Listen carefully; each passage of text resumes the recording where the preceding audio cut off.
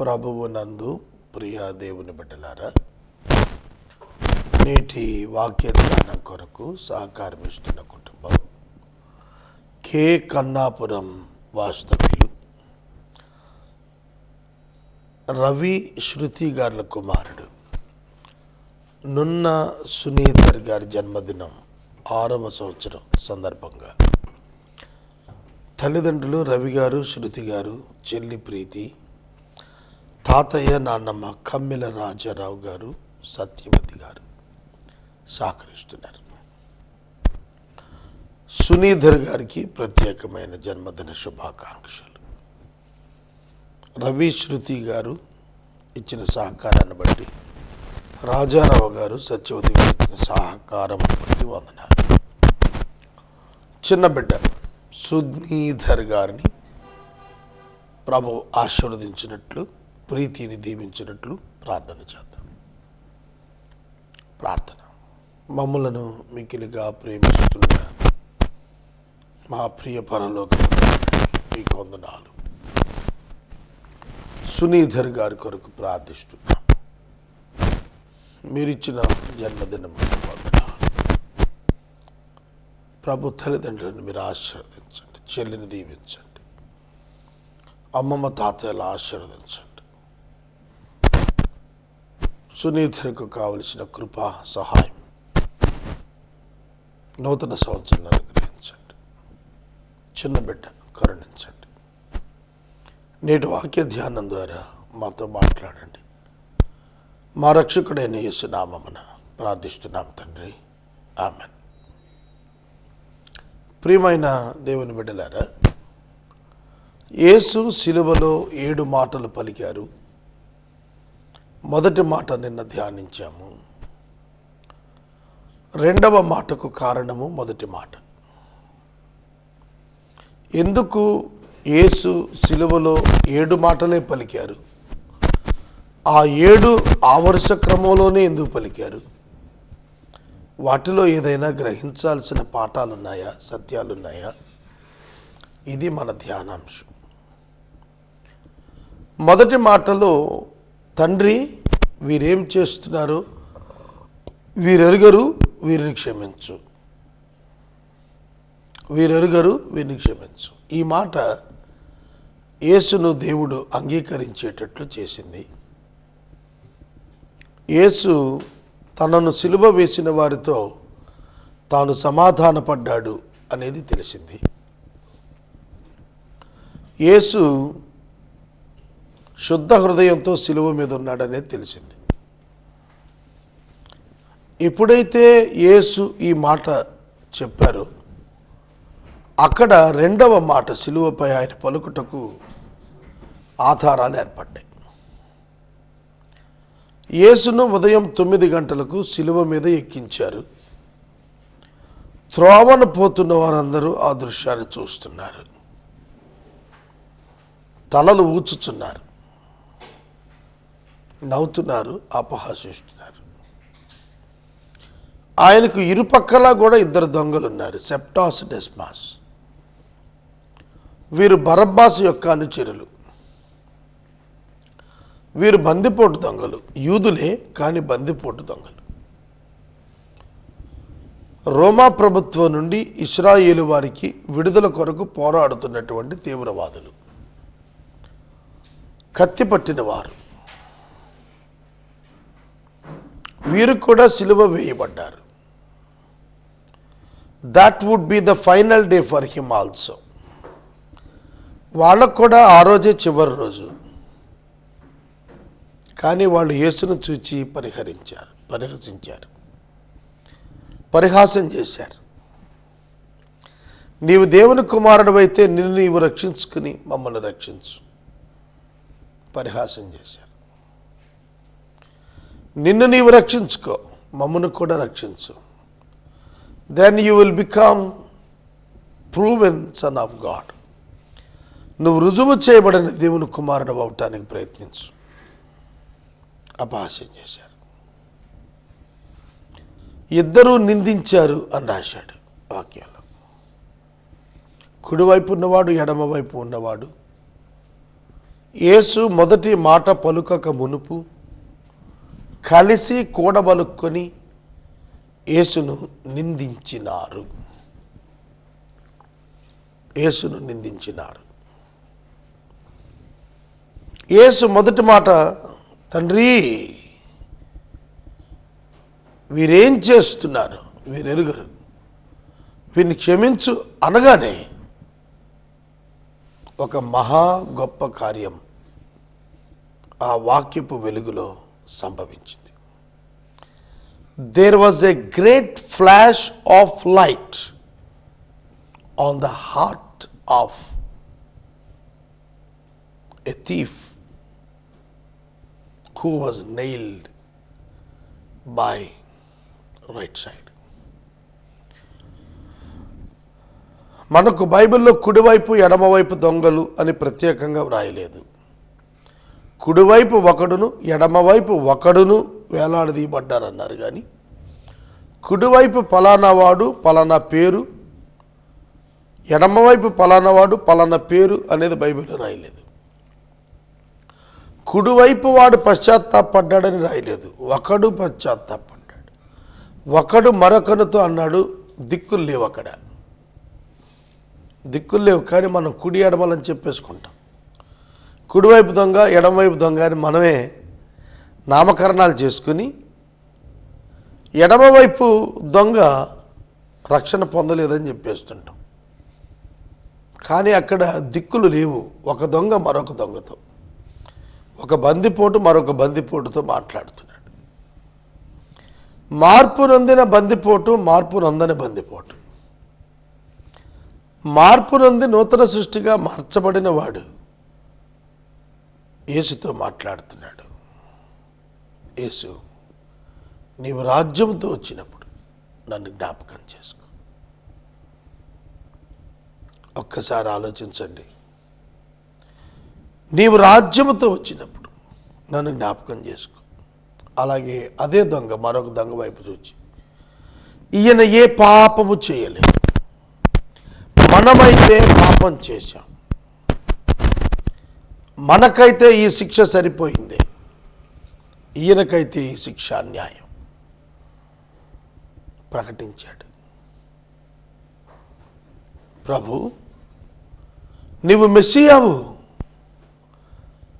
నువ్వు మనుషులను రక్షించడానికి నరావతారమైన వాడివి, నాకు అర్థమైంది. ఇప్పుడు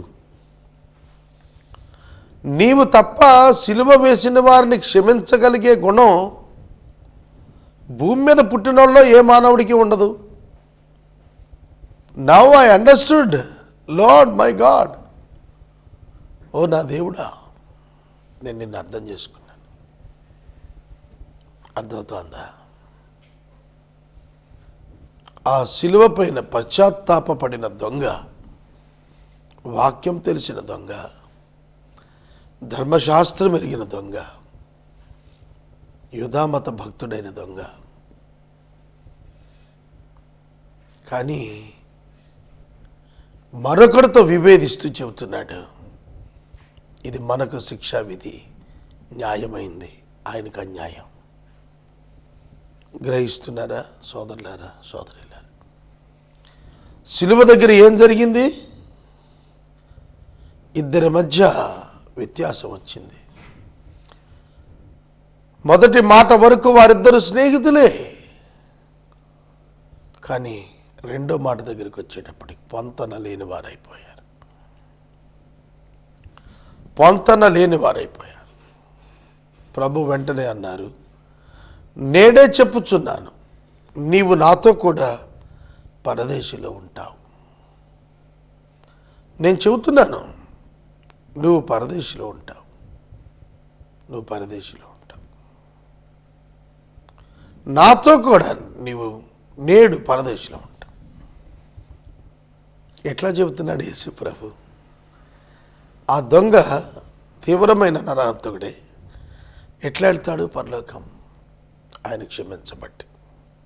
సిలువపై దేవుడు యేసును అంగీకరించటాన్ని బట్టి ఆయన సిలువపై పాపి కొరకు మరణించగలిగాడు. పాపి కొరకు మరణించిన దేవుడు పాపికి పరదేశుకెళ్ళే అధికారాన్ని ఇవ్వగలిగాడు. అందుకే మార్కు 2లో చెప్పాడు, పాపములు క్షమించుటకు మనుష్య కుమారునికి అధికారము కలదు అని మీరు తెలుసుకోవాలి అన్నాడు.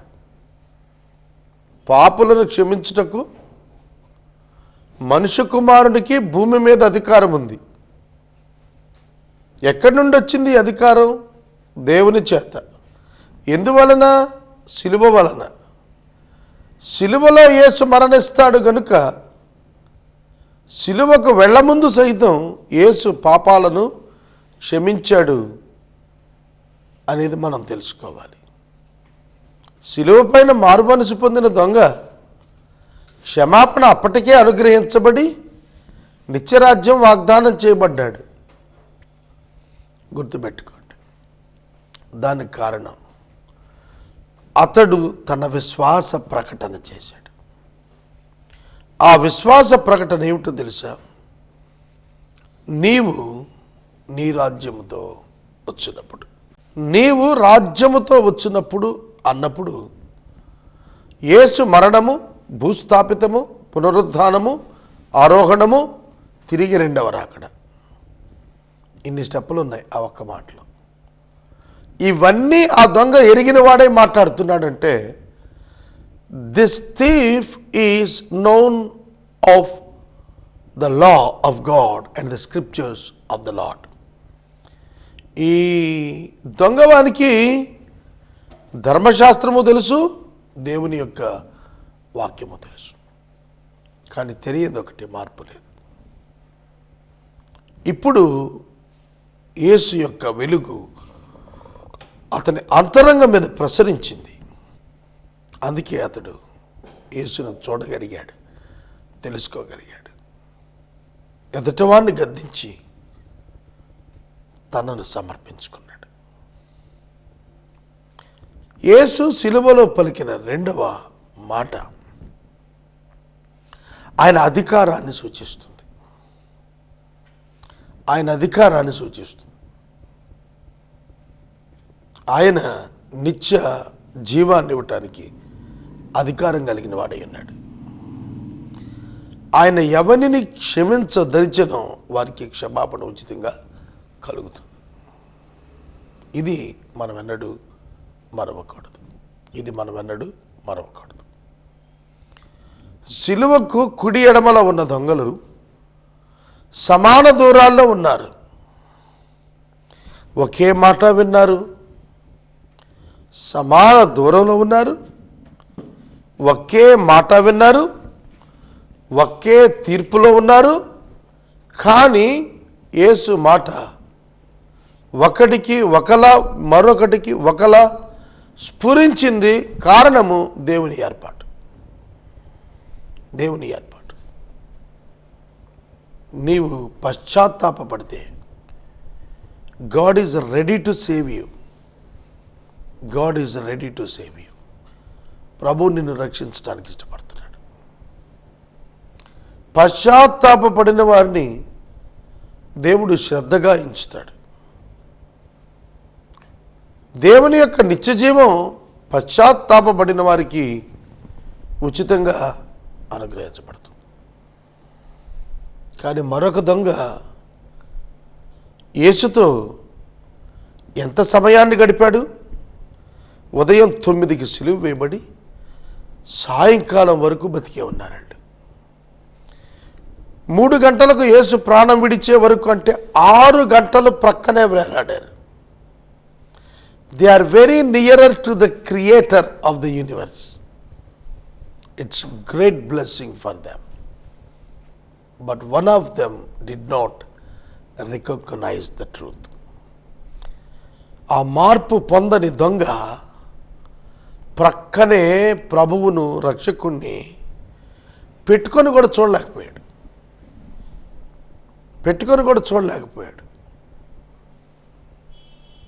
ఈ సమయంలో నేను మనవి చేస్తున్నాను, పశ్చాత్తాపముతో కూడినటువంటి బ్రతుకు మహాప్రయోజనకరం. నీ జీవితంలో పశ్చాత్తాపం కావాలి. సిలువలో ఆ దొంగ తన పశ్చాత్తాపాన్ని తెలియజేశాడు. దానికి ప్రభువు ప్రత్యుత్తరం ఇచ్చాడు. ప్రభు వాగ్దానం ఇచ్చాడు, నాతో పాటు నువ్వు పరదేశంలో ఉంటావు. అంటే you are my co traveller to Hades. పాతాళానికి ప్రతి వాడు దిగిపోతాడు, మరణించిన వాడు. కానీ నువ్వైతే పాతాళానికి దిగిపోవు, పరదేశకి ఎక్కొస్తావు. నీకు కృప చూపబడుతోంది. ఓ దొంగ, నేనే చెబుతున్నా, నువ్వు నిశ్చయంగా నాతో ఉంటావు. Co traveller with me to paradise. ఈ రెండో మాటలో ఎంతో గొప్ప అర్థం ఉంది, ఆలోచన చేశారు. ఈ సిలువపై యేసు పలికిన రెండవ మాటలో ఆయన అధికార ప్రదర్శన ఉన్నది. ఆయన అంతిమ సిలువ గమ్యం, సాధన అందులో మనకు కనిపిస్తుంది. మీ జీవితాలు ఎలా ఉన్నాయి? మీ ప్రభువు మిమ్మలను క్షమించిన నిశ్చయత, మీకు నిత్యరాజ్యమును గుర్చిన నిశ్చయత కలిగిందా? ఆలోచన చేయాలి.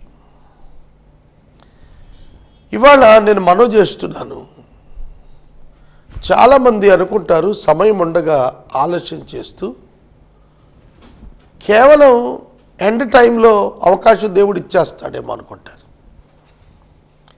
కానీ ఎవరికి అర్థం కాదు ఏమిటంటే, ఎవరి మరణం ఎప్పుడు ఎవరికి అర్థం కాదు. ఈ రాత్రి వాక్యం చెబుతున్నాము, రేపటి దినం ఉంటామా మనకు తెలియదు. ఎంత అల్పము మానవ హృదయం, మానవ జీవితం. ఎవరూ దాన్ని పట్టించుకోవటం లేదు. ఎంతో అల్పము మానవ జీవితం. పస్కా పండుగ నాడు 3 చనిపోతారనుకున్నారు మిత్రులు, సెప్టాసు, డెస్పాసు, బరబ్బాసు. అనూహ్యంగా బరబ్బాసు తప్పించబడ్డాడు. ఎవరికి తెలుసు మరణం తప్పించడం దేవుని వశం. ఆ స్థానంలో యేసు వచ్చి మరణించాడు. సెప్టాసు, డెస్పాసు అనుచరులు చనిపోయారు, తన బదులు క్రీస్తు చనిపోయాడు. బరబ్బాసు భక్తుడైపోయాడు. తర్వాత చరిత్రలు మనం చూస్తుంటే ఆశ్చర్యంగా ఉంటాయి. ఆ చరిత్రలో మనం ఉండటం ఉందే, అది మరింత ఆశ్చర్యం. రెండవ మాటలో యేసు అధికారం. యేసు ఇంకా దేవునితో సంబంధం కలిగి మానవ పాపానికి ప్రత్యామ్నాయంగా ఇంకా మారలేదంటానికి తన పాపక్షమాపణ డైరెక్ట్గా ఇవ్వటం అధికారాన్ని సూచిస్తూ తెలియజేస్తుంది. మూడవ మాట సిలువలో యేసు స్వయంగా చెప్పినది యోహాను గారు రాశాడు. యోహాను సువార్త 19వ అధ్యాయం 26వ వచనం. యేసు తన తల్లియు తాను ప్రేమించిన శిష్యుడు దగ్గరగా నిలిచి ఉండటం చూచి, అమ్మా ఇదిగో నీ కుమారుడు అని తల్లితోను, తర్వాత శిష్యుని చూసి ఇదిగో నీ తల్లి అని చెప్పాను. ఇదిగో నీ తల్లి, ఇదిగో నీ కుమారుడు. ఇక్కడ ఒక మాట చూడండి, కొంతమంది రకరకాల ఆర్గ్యుమెంట్లు చేస్తారండి, ఫన్ మేకింగ్ అనిపిస్తుంది. మరియ గారికి యేసు అనంతరం సంతానం లేరు. ఉండి ఉంటే ఖచ్చితంగా వారు కేర్ తీసుకునేవాళ్ళే. లేదు కనుకే యోహానుకు అప్పగించాడు యేసు అని ఒక వాదన విన్నాను. అర్థమవుతున్నదా? అలా అవ్వవలసిన అవసరం కూడా లేదు. ఎల్డర్లీ సన్గా తన బాధ్యత తన స్నేహితుడికి అప్పచెప్పాడు. అప్పచెప్పి జాగ్రత్తగా చూసుకోమన్నాడు. అది కూడా వాస్తవం అయి ఉండొచ్చు. కనుక ఈ రాత్రి మనం వాక్యం వింటున్నాం. వాక్యాన్ని వింటున్నప్పుడు ఒక అవగాహనకు రావాలి. అవర్ గాడ్ నెవర్, మన దేవుడు ఎన్నడూ పడిపోయే రీతిగా ప్రణాళిక చేసేవాడు కాదు. ఇదిగో నీ తల్లి, ఇదిగో నీ సహోదరుడు. నీ కుమారుడు, అమ్మా ఇదిగో నీ కుమారుడు, బాబు ఇదిగో నీ తల్లి. ఆ దినమే, ఆ క్షణమే ఆ శిష్యుడు ఆమెను తన ఇంట చేర్చుకున్నాను. Obedience to the word of Jesus Christ. యేసుక్రీస్తు పట్ల ఒబీడియన్స్ చూపించారు వాళ్ళు. ఈ సమయంలో వాక్యం వింటున్న మిమ్మల్ని నేను అడుగుతున్నాను, మీరు యేసు పట్ల విధేయత చూపిస్తారా? యేసు చెప్పిన మాటకు తూచా తప్పకుండా మీరు విధేయత చూపించగలరా? మిమ్మల్ని మీరు పరీక్ష చేసుకొనమని ప్రభు పేరిట నేను మనవి చేస్తున్నాను. Taking the responsibility of mother at the old age, beautiful thing. చాలా అవసరం, చాలా అవసరం. ఒక తల్లి వృద్ధాప్యాన కుమారుడు ఆదుకోకపోతే ఎవరు దిక్కు? కనుక యేసు తన తల్లిని విడివక, తన స్నేహితుడు యవనస్తుడు మిగిలిన వారి కంటే లాంగ్ టైం జీవిస్తాడు, బలం గలవాడు, నెలకోగలిగిన వాడు కాబట్టి అతనికి అప్పగించి ఆమె బాధ్యతలు ఎండార్స్ చేస్తున్నాడు. కనుక ఒక శారీర సంబంధమైనటువంటి బాధ్యతను ఒక ఆధ్యాత్మిక వ్యక్తికి అప్పగించి చూసుకోమంటున్నాడు. అక్కడే అతని పరిపూర్ణత, యోహాను పరిపూర్ణత మనకు అర్థమవుతుంది. అక్కడికి మనకు 3 మాటలు అయ్యాయి సిలువలో. ఆ 3 మాటల అనంతరం ఆ దేశమందంతటా 12 గంటలకు చీకటి కమ్మటం ప్రారంభించి కమ్మింది. చీకటి కమ్మివేసింది. ఎందుకు? Why God is creating the darkness? ఎందుకు? దేవుడు నరుడైన యేసును విడవబోతున్నాడు. ఆ దేశమందంతటా చీకటి కమ్మటం ప్రారంభించింది. 12 గంటలకు దేశం మీద చీకటి కనపడింది. బైబిల్ గ్రంథంలో చీకటి ఎందు దైవ ప్రత్యక్షతలు కనపడ్డాయి. అబ్రహాము ఆదికాండం 15వ అధ్యాయంలో అగాధములో నుండి, చీకటిలో నుండి ఆయన దేవుడు నడిచి వెళుతున్నట్లుగా చూచాడు. సొలొమోను దేవాలయ నిర్మాణం అప్పుడు దాని యొక్క ఓపెనింగ్ సెరమనీలో గడాంధకారంలో నివసించే దేవుడు అని చెప్పాడు. చీకటి తను అడ్డుగా పెట్టుకున్నాడు అన్నాడు కీర్తనాకారుడు. చీకటి వారిని లోకానికి వేరు చేసింది. యేసును, తండ్రి యేసును విడుచుట లోకానికి వేరయ్యేటట్లుగా చేసింది చీకటి. ఆ చీకటిలోనే, పాతాళ అనుభవంలోనే, ఆ అగ్నిగుండ కృమ్మరింపులోనే ప్రభువు మానవాళి కొరకు ప్రత్యామ్నాయంగా మారాడు. అక్కడే ఆయన ప్రధాన యాజకుడయ్యాడు. ఈ రాత్రి వాక్యం వింటున్న సహోదరుడా, సహోదరి, పరిశుద్ధ లేఖనాల్లో ఇంచుమించు 3 గంటల వరకు ఆ దేశమందంతటా చీకటి వచ్చిందన్నాడు. ఐగుప్తు దేశంలో కూడా ఇజ్రాయేలీలుండగా చీకటి వచ్చింది.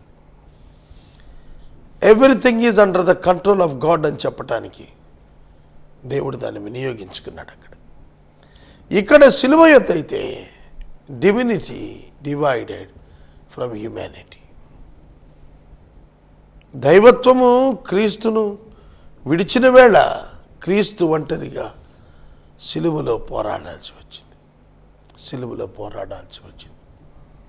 ఈ రాత్రి వాక్యం వింటున్న సహోదరుడు, సహోదరి, యేసు సిలువలో పాపము యొక్క తల చితకగొట్టారు, అపవాది యొక్క తల చితకగొట్టారు, మరణం యొక్క తల చితకగొట్టారు, దాస్యము యొక్క చెర విడుగుగొట్టారు, నిత్య నరకాగ్నికి వెళ్లకుండా ఆప్ చేశారు.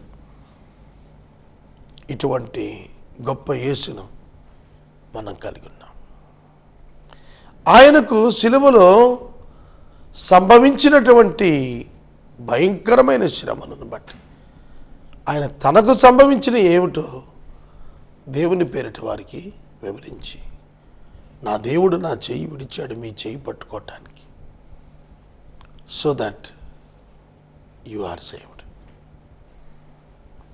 గమనించాలి, 4వ మాట యేసుక్రీస్తు ప్రభువారు తాను పాపి యొక్క ప్రత్యామ్నాయంగా మారిపోయారని తన మాట వల్ల తెలియచేశారు. నా దేవా